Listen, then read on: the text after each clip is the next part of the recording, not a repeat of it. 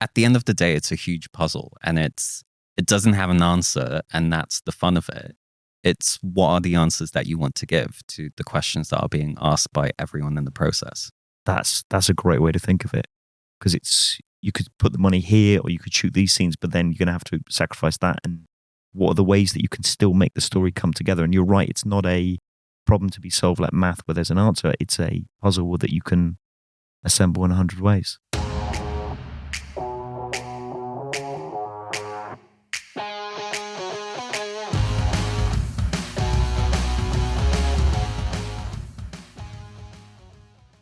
Welcome to Filmmaking Frame, the video podcast that interviews industry professionals to find out the tips and tricks to make it behind the silver screen.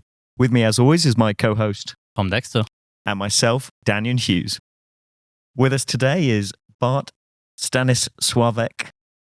Great to have you with us. Hiya, thank you for having me. Bart has just won a BAFTA for his animation short, Crab Day. A fantastic story of a young boy seeking to retain his sensitivity in a world telling him he needs to grow up.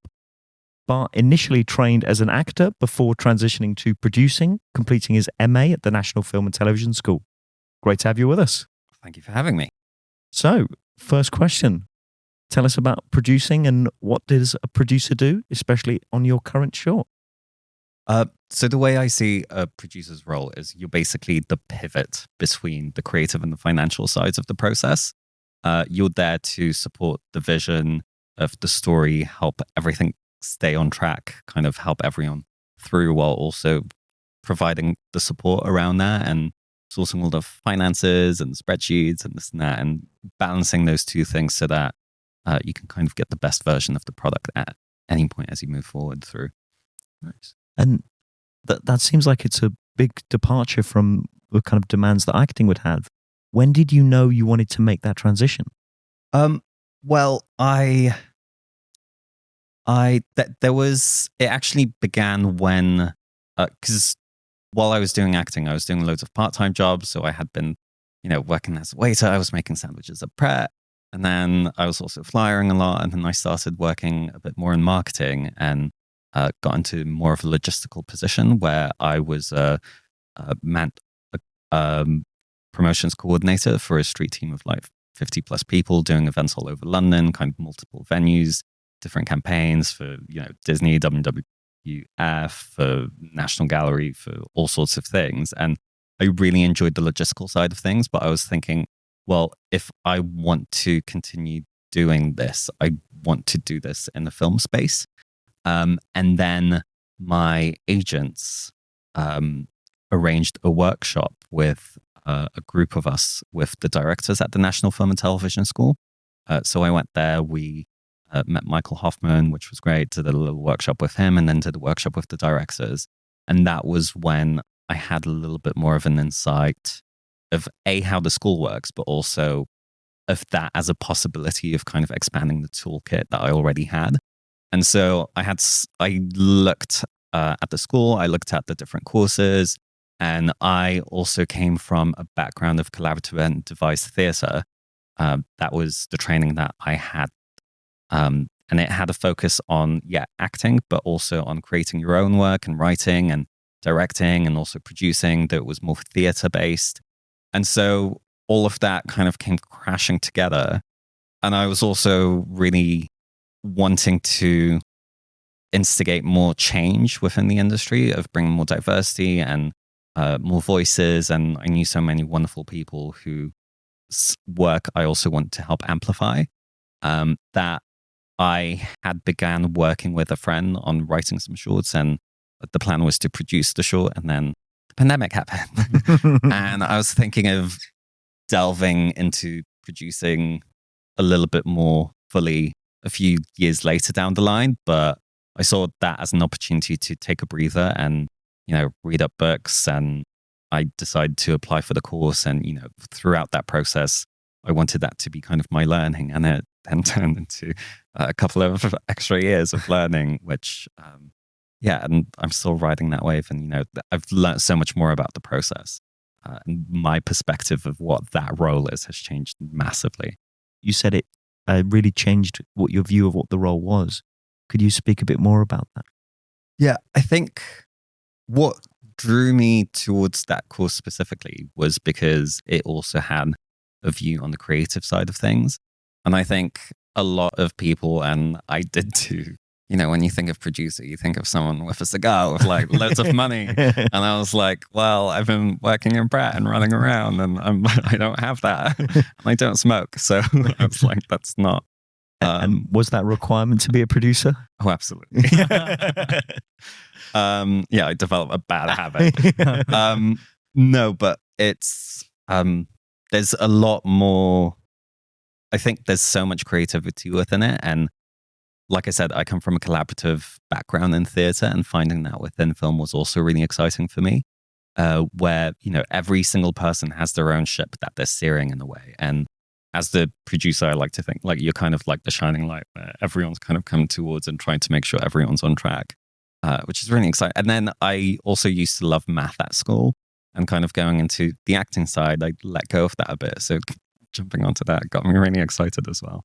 And because a lot of movie magic takes a lot of dollar bills, so working out how you're going to spend them and where the greatest impact is. And I know from my experience in location management, it's a lot of working out where to spend the money to have the biggest impact on screen. And the idea that that's not creative has always seemed crazy to me. Yeah, I mean, it's at the end of the day, it's a huge puzzle, and it doesn't have an answer, and that's the fun of it.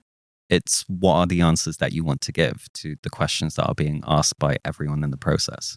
That's a great way to think of it, because you could put the money here or you could shoot these scenes, but then you're going to have to sacrifice that. And what are the ways that you can still make the story come together? And you're right, it's not a problem to be solved like math where there's an answer. It's a puzzle that you can assemble in 100 ways. Yeah. And I think coming from a theatre background where if you're creating within the space, we'd always have the lighting person in, the sound person in, and everyone working on the ground. And you'd have a random person come in who has no idea what you're working on. But you open the space up to anyone throwing in an idea, and you take that idea and you see if it works. If it works, great. If it doesn't, that's okay. We move on. And it's that kind of process that I really enjoy, of finding what works versus, like, this is my idea and I'm going to push it through. Do you think that's particularly important as a producer when you're working with writers and directors? I think a bad producer would, like you say, drive through their own ideas, but a good producer might have that collaborative process. So how do you see your role as a producer working with a director and I guess funneling their idea through? What's that process of working with a director like? I think a lot of it for me comes through, you have to build up that relationship, and also what is the project? Why do they want to tell it? What is the story about? It's a lot of asking questions and, getting those answers. And I try to pick projects that resonate with me in some way so that I can feel connected to it as well. And like I can bring something special and I understand it on some level, so I can then help them achieve that or amplify it. And, it's helping bring that vision to life. And same with writers, asking a lot of questions like, why this, why that? I love interrogating a world and asking, how does this work? Or who are we with? And it's, does that. And what does it make you feel? And what are you intending the audience to feel? And what's the motivation behind something? Yeah. Like, this is one thing that I found tricky moving into film, where in theatre, you have an audience there. I'm not, obviously until like the first night, but you have that live feedback and you can shift day to day, little things, how you do it, how it moves around. Everyone can adjust so that the impact on the audience is greater. When you're working on film, you imagine and hope. And then when you watch it for the first time, you just pray that like it lands how it does, how you want it to. And if it does, that's wonderful. But then if it doesn't, or like there's a surprising reaction, that's also wonderful, because it's, I think reaching an audience is one of the most wonderful parts of the process, because you want ultimately the story to be heard. I heard someone describe it once as making a film in itself is a miracle because of all of the pieces that go into it. Making a good film, even more so. And as you say, you don't necessarily know it's a good film, whatever that means, until it lands in front of an audience. Yeah. Which is one of the reasons why festivals and cinema experiences are so fantastic, to show your film, also to be there as an audience. You get that sense of it. Yeah, and now being a producer, I appreciate bad films so much more. It's a miracle at the end of the day. I completely agree. I was wondering if you could talk. So you reminded me basically that when I've produced shorts in the past, you don't even know it's good until it's finished. So often you'll see, the daily rushes, and you're like, yeah, it kind of looks all right, but it kind of looks not quite right.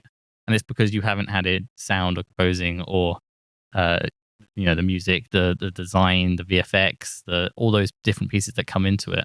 And I had to learn very early on that it might look terrible now, but it will be, it will come together. And so you have to kind of keep it going along that track, understanding that it's going to be better with each iteration. Yeah. So I was wondering, maybe you could talk through to our audience the process of putting a film together. So let's say someone comes to you with an idea of a story. Maybe they have a draft script. So you've got that. What is the process of building a team and putting it together and ending up with let's say a short film at the end? I mean, first, you go to the story, you go through it, you see how it hits, how the script works, where it comes from, like, depending on, if it's a writer or a writer-director, and what the ultimate vision is. Because you can have a version of the film as a script, but then how I see it is through all of the stages of the filmmaking process, it's just constantly being rewritten. And I try to find elements of kind of what are the most important things, so that when you do pick your team, you'll have chats with those people as well, and what is it that they connect to, and whether they align with that vision ultimately, and if they bring something new and exciting that can really kind of shake things up a little bit or give it its own special touch. Thinking of Crab Day, when we were picking people to the team, it was it's a story that resonated with myself and the director and Alex, the writer, very strongly. And so when we were picking everyone else for all of the other departments, we were looking for people who the story resonated strongly with. And I feel like everyone on the team brought something really personal and touching to it. And it was a very open process where, I mean, animation is a little bit different from live action, because you write it first, and then you have the animatic, and then you plan out all of the beats together. And it was countless of hours spending with the director, writer, myself, and the editor, Donya, and kind of working out all of those beats, and then bringing in sound, music, and kind of temporary compositions to that, and how that brings it together. Because in animation, once something is set, it's a bit more solid. You can't why don't we swap this shot out for that shot, because this has been drawn. And I mean, you can draw something else, but it's a much more time, what's the word? Intensive. Yeah, time-intensive process. And because the NFTS short films, the animation, it's a year-long process. So, you're creating it bit by bit, but you've got a year, but you also have a deadline to work to. Yeah. And we, like, the idea for the story was born at the start of the course. Alex and Ross did a workshop together, and they came up with the idea, and there was a 5-minute animatic. And then towards the end of first year, which is when the producers come on board, they showed me the animatic. I completely fell in love with it. I cried. I was like, I really want to be part of this. I want to help, bring it together. And I mean, it was also wonderful doing animation at the school, which is another reason why I wanted to, because I wanted to do live action animation, because there was a point where I almost did an animation degree. But then went down the acting pathway. So it was lovely touching back with that. And then, and then we expanded the 5 minutes into the 11 minutes that is ultimately what it is. And that was, again, the process of asking what the rules of the world are, what the characters are, who can we deepen, like how can we make this deeper? Because the wonderful thing about Ross's work is it's so simple and yet complex, and it was about straddling that line of making sure that it keeps its simplicity while deepening everything around it at the same time. Can you talk a bit more about what it was about the story that connected and resonated with you? Yeah, it's a story of a boy who's sensitive and a bit of an outsider and doesn't feel like he fits in with his community. And I'm Polish. I grew up in Cyprus. I live here. I became basically an immigrant when I was like 3, 4. So I've never really felt kind of part of a national identity in a way. And like in Poland, I'm not seen as Polish. In Cyprus, I'm not Cypriot. Here, I'm not British. Like I've come across people who are very open to that in every place, but also people who aren't very nice. And growing up, I was also a very sensitive child, and quite emotional, and so I really resonated with that feeling of feeling like you don't fit in. And I mean, the film is also in part an analogy for not fitting in. Like for me, it's also, about being queer and not fitting in. Like the crab is in the closet at one point. It's like, it's not hidden too deeply. And so, yeah, it is that thing. I know it's similar for Alex in that way. And then for Ross, he grew up in the seaside town, so it comes from that as well. And yeah. Makes sense. And I think it's a message that a lot of people can connect with, and not as extensively as your experience. But I'm half British, half German. And I remembered growing up in school, I would get asked, if there was another world war, who would you fight for? Oh, wow. And what they were asking was, are you one of us? Yeah. And the answer I'd give is, well, I'd look at, the moral standing of both sides, because just because it was Second World War, Germany was pretty clearly in the wrong on that one. Doesn't mean they would automatically be on the... And it wasn't an acceptable answer to my peers, because they weren't asking for, my position on ethics. They were asking like, so are you in? Are you one of us? Or are you a stranger? And I, by not wanting to have to cut off part of that identity of the German side, it was alienating people on my British side. And that, so not nearly as extensively as, because I was at least British going up in Britain. So I can't imagine what it's like Polish going Cypriot, but I can connect a little bit to feeling that, well, I'm not quite from here in the way that other people seem to be. And so, oh my God, that's fascinating.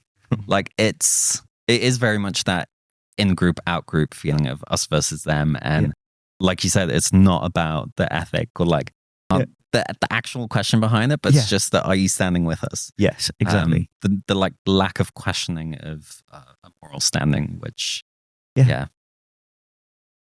that kind of, you see it with people who have, their parents are ethnic, but they've grown up in Britain. People are like, well, go back to where you come from. It's like, this is the only place I've ever lived. Like, where do you want me to go? Like, it's amazing how when you get that in-group, out-group, critical analysis seems to just go bye-bye. Yeah. Yeah. I mean, that is sadly resonating everywhere around the world, right? And you hope those children grown up not to think like children, but sadly not always true. Sorry, we should go back to filmmaking. What was it about acting that drew you to it when you first wanted to study it? And it was very much, I mean, I grew up in Cyprus, which growing up, I watched a lot of TV, a lot of movies. I was just obsessed, read a lot of books. Like storytelling is very much within my blood. Like I love the idea of creating a character, creating a world, and saying something bigger about kind of our existence and life. Like I see it very much as an examination of life. And acting was very much, I feel, the most primal way of experiencing that, because in the story, you're creating that, you're communicating directly in the audience if it's theater. And I mean, there was... It hit me when I was, I think, 3 or 4, and I was doing the nativity play. and I was one of the shepherds. And the other two kids who were playing the shepherds walked off, and I didn't realize. And I saw my mum in the audience, and I waved. And I noticed that everyone had left, and I was like, oh no, and did like a double take. And everyone laughed. And this is going to make me sound like a megalomaniac. But in that moment, I remember feeling like, oh my God, there's power here. And yet the power of story, of how you can affect, and I think hopefully, make people think about the world that we live in and how people live their lives. I think there's something really powerful in that. And yeah, acting felt like the most primal way of experiencing that, which is what attracted me to it. And like I said, I was choosing at one point between acting and animation. I saw those, although, some people might not see it that way, but I saw them as very similar disciplines, because you create a character, you create a world, and the animator kind of acts still, but like through their drawing. But yeah, so they're very similar disciplines in my head. It's the same kind of wanting to get what's in your head. I've got a better way of saying it than in the heads of the people you've got watching your thing. Yeah. I like that. So going back to some of the, what was some of the practical tasks a producer does? So you've got a short film, got a story, you found a team that's come together that resonate with that story so that magic can naturally happen. Mm-hmm. What are some of the practical tasks that you as a producer have to do during the process of making that short film? So there's budgeting, scheduling, kind of making sure everything will be on track. And yeah, live action and animation, very different processes. And live action, planning out the pre-production and then the shoot. Animation is like months and months ahead, and you very quickly recognize if you make a mistake in the first month, and then that affects you half a year later, and you're like, oh no. And yeah, then there's also the budgeting and just figuring out what spaces, what departments need what and when, and kind of how best to approach the different production challenges that might arise, whether that's in animation, like the process of how it's being made, finding locations for live action. And the live action short film that I did, we shot up in Yorkshire, and I had never been to Yorkshire, and there was so much I learned over that process about there being so many dead zones up there. In terms of internet and yeah. We had there was because we couldn't house everyone in the same place, so we had split accommodation, and then one space had a dead zone, and so we couldn't communicate. And thankfully I was there, so everyone else went to sleep, and I was just running around the village trying to find a space where we could get something. And we ended up finding a way to communicate and found Wi-Fi, but that was a crazy night. That running around is literally producer summed up. Yeah. But you're literally running. Yeah. Normally it might be email, but in this case, I love that. Yeah, it's constantly problem solving, which is really fun and can be really stressful. But and I guess taking away as much of that as you can from your creative partners, the director, the writer, so that they can be as creative as they can be. Yeah. Because if they were also having to consider budget and pulling in funding and all these sort of things, then they can only focus so much on what they're actually telling. Yeah, like you're trying to kind of lift the load out of everyone so that everyone can, have the most fun they can have in the space and be creative. I always like to describe it as, like you all kind of figure out what the playground is like, and then the producer brings in the fence kind of around it so that, you don't know what's out there. Like it might be wolves, so like let's just put a little fence here and kind of bring those boundaries in so that you can be the most creative that you can be. And I feel like boundaries are really important in the creative process, because otherwise you're lost. Yeah. And directors can fall in love, and writers can fall in love with things that then can't be achieved. And then there's a kind of sourness that can creep in with what you're then having to be like, well, we can only afford to shoot at these locations or this actor or any of those kind of constraints. So putting those boundaries in as softly, but with them still being real there, because they don't want to feel too constrained, but then they can have the freedom to play. I really like your playground analogy. Not referring to directors as children at all, but it's about nurturing, isn't it? Yeah, that's that side of things, and I guess, and also like if you spot one of the children in the playground's really good at climbing, put in a climbing frame and see what they do with that, and then develop and nurture their climbing skills, or drawing or art. And like while they're climbing, you just softly put in a crash mat. Yeah.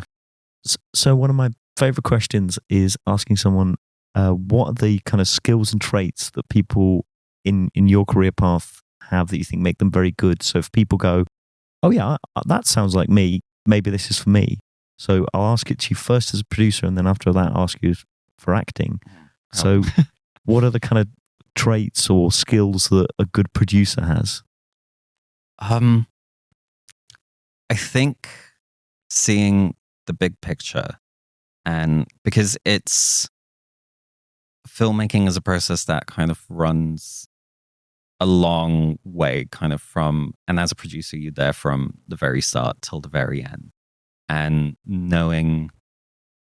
understanding when a project is able to kind of survive that process, but also what will be interesting ultimately.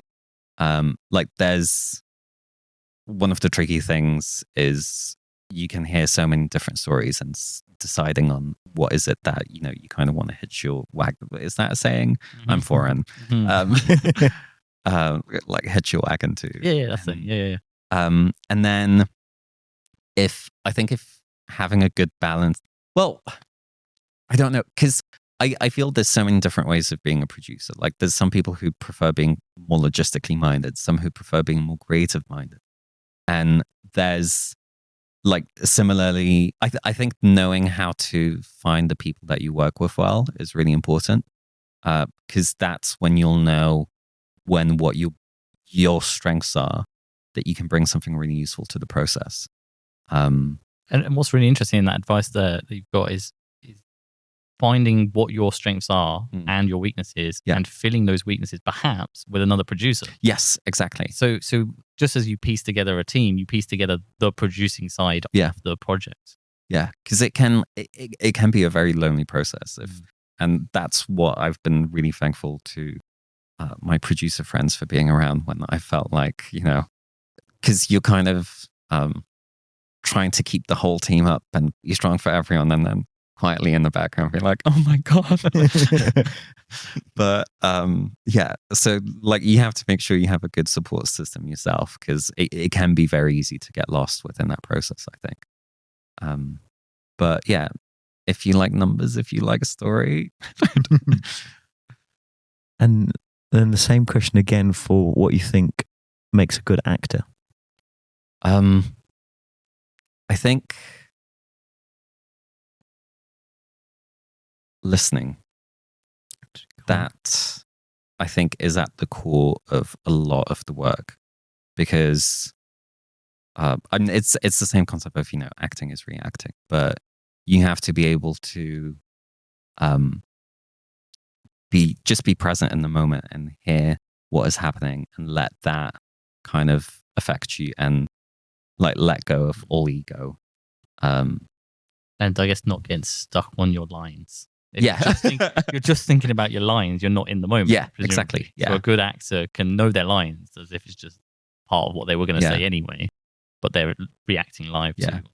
I mean, it's always like, you learn your lines so that you can forget them. I used to do a lot of school theatre when I was young, and I remember the plays that I was most nervous performing were the ones I just didn't really know the lines. And then the ones I did, I was just like, they're just so there. I could just enjoy it because they're part of what I was going to say. I mean, it's incredible, the link between acting and producing. I don't think, not many people necessarily talk about, and I don't think I had personally really linked together, but it's absolutely fascinating, that idea of the collaboration side of it and the piecing things together. And yeah, I'm not really got a question here. I'm just saying, brilliant. And I'll echo that, because one of the things I think about a lot is where different roles lead people. So like you get a lot of actors that become directors, and you get cinematographers that will become directors, and then you can see it from art department, designers becoming directors. But for example, you wouldn't get many location managers become directors, but you do get location managers becoming producers because it's the same kind of interacting with lots of departments, and you've got one of the biggest budgets, and you're there realizing the director's vision. So there's a lot of skills. So I hadn't thought previously about acting being a good basis for producing. But as Tom says, you're right, because it's the same thing of being able to bring together various skill sets in order to make something come alive. That was terrible to say, but anyway. I think, yeah, like one of the, and I mean, I recommend acting to everyone. It's fun. But what you get when you act is, you're inside the story. So you feel kind of the rhythms and the structure on like a very guttural, instinctual level that I think can be a bit difficult when you become too heady about a script. Because you can analyze it, but at the end of the day, it's about the feeling and kind of what is coming through that way in the characters and to the audience ultimately. I was going to ask a question about, we often like to ask guests, what would you say is one of your biggest mistakes as a producer? What happened and what did you learn from it, and how did that make you a better producer? And for the context, when you're at film school, if you choose to go to a film school in order to enter the industry, it's a really good time to make mistakes. So whatever you say, it's fine, because you're learning to be a producer. So in that vein, what would you say is something that you really came home to you that you learned? I think, like I said, my live action film, it was shot in Yorkshire. Like it was a period Slavic folk horror shot in Yorkshire, and it like the scale of it was quite big on the modest budget that we had. And there were a lot of lessons within that I had to learn in terms of just ensuring everywhere. And I felt a little bit like, I was tripping here and there and just kind of holding everything together because, I don't feel like I'm answering this very well. I was going to say, so you say it kind of a huge amount to achieve within that budget. So I guess what caused it to inflate into that size of project, and where could you maybe have steered it differently? I think it was a lot to do with my inexperience, kind of not understanding necessarily the ramifications of some of the choices that I was making. So I think I learned just speak to more people at the end of the day, like get people's advice, people who have done it before, because I was learning that kind of going through it and learning, kind of having some of those conversations maybe a little bit too late. Then, and really come together. Because one thing that I do love about producing is every process is completely different. Like every single film is going to have its own set of challenges. You're going to learn something completely new, and you can take what you learned from a previous process and apply it. But at the end of the day, like, you kind of want to challenge yourself at the end and be like, I don't know if I can pull this off. Let's do it. So I think just trying to have more conversations earlier, getting all of that in, and keeping that going. Because like I said, I don't feel I didn't know Yorkshire, and I learned a lot sometimes. While we were there, and I was like, oh, okay. I think there's something really interesting what you're saying there, which is a lesson I've seen a few people learn, and perhaps I learned as well, is not being afraid to ask questions, even if you're going to look stupid. Yeah. And you mentioned earlier about being the person who's kind of steering everything together, and you can't necessarily say, oh my God, what's going on, because other people are also freaking out, and you're kind of keeping that under control. So if you're, as a producer, unsure of something, there can be a tendency not to ask the stupid question because you're trying to keep the whole thing together. And if you say, I don't know, if there's internet there, then everyone's going to figure out, what are we going to need internet? Because how are we going to download this? I'm going to do, So you then maybe don't think to ask it, or So the advice there, what I'm saying is as a producer, still feel free to ask the stupid questions. Yes. And actually, you would be a better producer if up front you just ask the stupid questions. Yeah. And I think, that thought just went.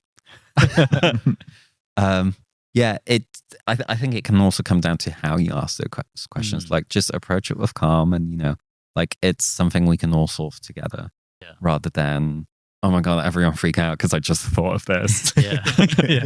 But I suppose an example I would think of is I wasn't particularly well versed in camera, for example, when I started out producing, and I'm not necessarily now either. But if a camera person says, well, I need this or I need that, you might go, great. Your logistic brain will kick in and go, I need to source that. I need to source that. That's how much that would cost, etc. But you might not know, what is it? What is it for?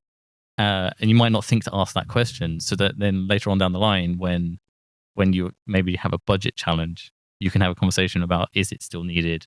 Yes, it is, because you know what it's for and why it's so important. And so you're on the same vein, because a lot of those creatives that you collaborate with, the director and the cinematographer, maybe the director's really good on camera, so they're having a conversation that you're not necessarily understanding what they're talking about. So you should just ask all the questions. Yeah. Like, always, every time. Like, and I think that's a huge part of the job. And kind of going back to the previous question of like, if you have these qualities, like if you love asking questions, this is it, because you're constantly interacting. Like, it's not only just expanding your own knowledge of the process and what is needed, but also an investigation of everyone's process. So even though, you might have worked with, you might think that you understand the process of, let's say a cinematographer, but one cinematographer is going to work differently from another, and they might have a completely different answer to your sets of questions. So like, never assume within this process, and it's all communication. And like, again, going back to the playground metaphor, you have to find the right fence for the right playground. Yeah. And these can be adults in the playground and not necessarily children. Yeah, no, I love playground.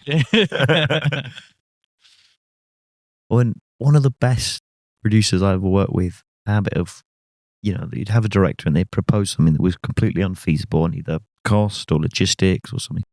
And they would let them kind of, I haven't got a better way of saying it, like talk it out of like why they wanted to do it and what it was possible and what it would mean. And they'd just ask questions and they'd give them that space. And it was so clear that if anyone had come in and gone, well, that's not going to be possible, that would have really affected that director's ability to be creative for the rest of the day. And so just giving them that space over lunch to talk about why they'd want to do it and how they would do it and so on. And then checking back in with them at the end of the day and going, okay, so we've looked at it and that would mean doing this and which is most important to you. And I'm here to made it one where they were like, actually, I've thought about it. That's not going to be possible. Whereas if that answer had been like presented to them rather than letting them come there, it would have been a less fun day on set, I can assure you. Yeah, precisely. Like it can often be like a very delicate tango where, you never want to douse any fires, but like fun fires, not like the real fire. Do tackle it. Fire service. BAFTA-winning producer advises: don't bother with fire extinguishers. Oh boy, that's paraphrasing. I suppose what you're surmising there is a big part of being a great producer is people skills. So to outside of the context of making a film, if you have these skills, you can deal with a sibling having a meltdown, or you can organize a birthday party. Or, so if you have those skill sets, then perhaps you can come in and be a great producer. It's because you're able to deal with people. And I've always been surprised at the number of producers I've met who, maybe they were the sibling that did all the helping people deal with meltdowns, or they had mediator. The mediator, the person who had to just really understand people. Yeah. And that does seem to be a core skill of a lot of great producers. Yeah. And I think, I always see it as you kind of everyone's therapists at the same time. Kind of supporting everyone, while also in the funny way being everyone's bad guy. How are you feeling? And no.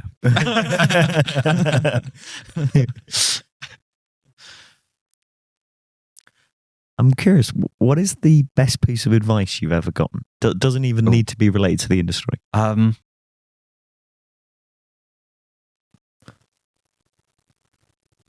Listen. No, wait, no. I mean, that's a good one. But remember the joy. Oh, that's a great one. That is, from... this was on the first day of drama school. And our movement teacher, Helen Heaslip, love that woman. She just said, remember the joy. And I wrote joy on the front of my notebook, and I've held that with me ever since. Like in any process, whatever you're going through. I think even if you're doing something that you hate, like find the joy, remember what you like doing. And it just makes everything so much easier and so much calmer, and you can enjoy the process, even if, whatever you're doing. And there's beauty in everything. And there's, it's kind of the Mary Poppins spoonful of sugar moment. But that's brilliant, because especially in any job, but especially in film, it's long hours, you're away from your family a lot if you're filming on location, and being able to connect it back to the moments where it feels just amazing. Yeah. And I always feel like remembering what you enjoy really grounds you in the moment. And that makes it easier to tackle whatever is in front of you. You're standing in the rain, you're covered in mud, and you're like, look at that. That's a film set with a load of horses charging. Like, that's incredible. And instead of focusing on I'm absolutely soaking wet and covered in mud, and I've only had 3 hours sleep. Yeah. And especially as a producer, like your energy is going to reverberate throughout that set. So depending on that spectrum of emotion that you're on, it's going to trickle through. It's like, I suppose like in any workplace, a boss or a manager or someone who comes in a position of leadership who is in a bad mood, it can completely change the energy of the office or whatever work force you're in. I saw it described once, a producer as kind of being a CEO who starts a company, which is the film, builds the company, which are the people working for it, and then wraps the company up all in a space of however long that film will be. But you're up there at the top trying to help lead everything. And it's interesting because slightly different to the CEO, I think you're right where you described it as a pivot, because it's producers are in a bizarre mix of having a lot of power, but also benefiting from when they use as little of it as it takes to realize the positions. Because when a producer starts overruling a director, it can really interfere with that creative process in a way that a CEO of a company doesn't. I mean, it's always good to be collaborative, but there isn't the same. Like, the director is often the person that the public knows, whereas the producer whereas the CEO of the company is usually the most public-facing person of that company. And so it's a really interesting job where you're, as I say, you've got a lot of authority, but you're trying to realize other people's dreams. Yeah. You're like, there all the time, but you're not. Yeah. I thought you were going to say a dream weaver. Yeah. Yeah. Good, please. I do not have that. So for a lot of people with cost of living crisis and so on, they want to work in the industry, but they don't live in London. I know you mentioned when you were acting, you'd also did a lot of jobs, trying to did a lot of waking up at 3 a.m. for 5 a.m. shifts. I was just seeing if you had any kind of recommendations for jobs that offer the most kind of flexibility, because particularly I'm imagining for acting, you've got to be able to make auditions. Yeah. So seeing if you recommended. I mean, when I was beginning, I was doing a lot of, working in restaurants and cafes, because then I also got free food. No bad thing, guys. So that was like a practical decision on my part. But there's, I think within this industry, being a freelancer and a creative, you need to have that flexibility. So this is tricky because I'm trying to figure this out for myself a lot of the time as well. But finding jobs that are within the industry are ideal. But like having, again, it depends if we're talking about like actor and producer. And oh God, it's so hard to give advice on that because it's such a difficult question. My go-to is usually Uber because you manage your hours. But oh, fair enough. But you need a car. You need a car, or delivery. Cyclist. Oh yeah, if you have a bike, yeah. Or if you're just very fast. I think when you're starting out in the industry, especially as a producer, don't be humble. You know, you don't need to have a massive ego. In fact, you shouldn't have a massive ego as a producer. So don't be. You know, you can be producing a BAFTA-winning film and also work at a cafe, and that's not a bad thing because you know you have bills to pay and you need to eat, like you say, and then it's just about going with the flow of opportunities and you know whatever comes up. You know, we got taught a lot when we studied producing about developing scripts, having scripts ready to go, so that if you happen to meet the right person at the right time and they say, oh, I work at this funder and we're looking for films that are Slavic folk horrors, you can be like, well, I have something that you might be interested in, and you've got that ready to go, but you're basically flowing with the opportunity. Yeah. And then sometimes something will hit off because you put together the perfect team and everything's come together, and sometimes it won't, but those are still sort of valid processes and experiences. And like you say, the joy is making the film. And so sometimes they'll be BAFTA award winning and sometimes they won't, and then sometimes they will, and you're constantly flowing. And I think having, not being too, being humble enough that you can just take work where you can find it in between those pieces of opportunities, the way to do it. Yeah. I think what you're saying about listening out to opportunities, like that comes back to kind of the being in the moment, listening. You never know what's going to take you anywhere or like what's going to help you expand your skill sets. Like I feel like my career has been all over the place. Like I had an opportunity to learn puppetry at one point, and I remember thinking like, how's this going to come in handy? But I did it, and then I got some jobs off of it. And then in a live action film that I did, there were puppets involved, and I was like, great, I have so much knowledge about it. And like I had so much, like you never know what's going to come back around, because it's just being open to where the road may take, because it's especially in this game where it's so, the people tend to be so varied and so creative, and lots of people work in different industries, so you never know when you're going to meet someone who's going to be a lifetime collaborator. Yeah, and what relationships you call on years later and say, oh, I'm looking for this, and I'm looking for a pottery studio to film it, and my main one just dropped out. I think we did a pottery class. Did you? Oh yeah, no, I've got my own studio now. Amazing. Where is it? Let me come and see it. I guess what we're saying is be a joy to be around, be very good at communication, and just flow through life. Being a good person who's good at communicating and works hard. Yeah, that's advice that's unlikely to work against you. Like, I failed as a producer because I was a joy to be around. God damn, you don't. It's been such a joy to have you here and hear your experiences. We're getting close to the end. I would love to just let's finish up talking a bit about Crab Day. Mm-hmm. So what was the process? So you've talked about how it all came together and what you need to do when you're making a film. So the film's finished. What's the process as a producer once you've finished a film? Maybe specifically about Crab Day, what did you do once the film had picture lock and sound lock and everything was finalized? So I mean, then it started its festival journey, and it was applying to different festivals, and it got into a lot of wonderful festivals around the world, and then it kind of like with Crab Day, it kind of just organically grew, and I had like a lot of wonderful reactions with it, and then it got into a BAFTA qualifying one, and it was like, you have to fill out other forms to kind of put it forward for that. And then the whole journey with the BAFTA was completely surreal but wonderful.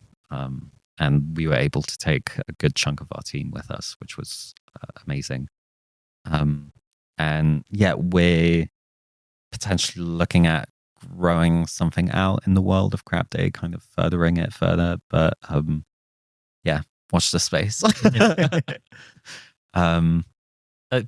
Going to the BAFTAs and being BAFTA nominated is quite a fairly unique experience. They're not, although there's a load of brilliant producers out there, not all of them have had that experience. So would you be willing to share a bit about what it was like finding out that you were nominated, what then the communication is like with BAFTA in the lead up to to the actual ceremony, and then what it's like obviously while you're waiting to find out if you've won? It's I mean, we first got onto the long list, and that in and of itself was incredible. Because like, oh, wow. Because the other thing is, we all believe so strongly in the story and its message, and we all deeply love the film. And that was already creating a platform for more people to see it. And so when the nominations came through, that also, kind of increased. And then BAFTA put it on their YouTube account, which increased the film's reach even more, which was absolutely wonderful. And then, yeah, there's a lot of paperwork coming up to the ceremony, which fell on me. But also, I was going to say, and were you able to remember the joy during all doing all this paperwork? I think so.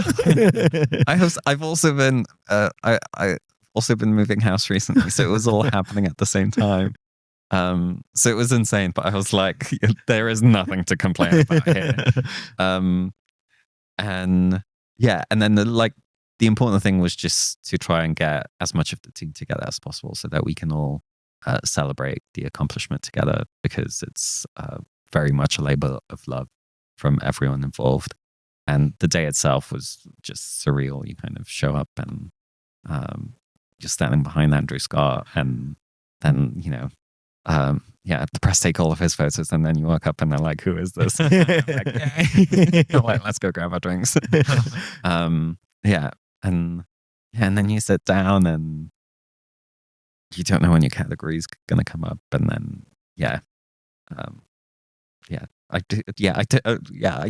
Surreal. It is surreal. Congratulations. Thank you. See. It still feels like it's landing. Yeah. So I think a lot of people listen to this, if they haven't had the fortune to see Crab Day yet, I believe it's not out there yet in the public? No, it's been taken off of YouTube, and it's still going around to festivals. So it's going to be some time until it's kind of more broadly available again. So do share with us when you get a chance, and we'll happily share it with the audience. So definitely watch our socials, the podcast, and as soon as it's available, we'll put it out there for them so they can also enjoy the film. I hope they do. It's been absolutely amazing. It's my pleasure talking to you. Oh, pleasure being here. Thank you so much. Yeah, this was great. Cool. Right. Great. Thank you very much, Kes.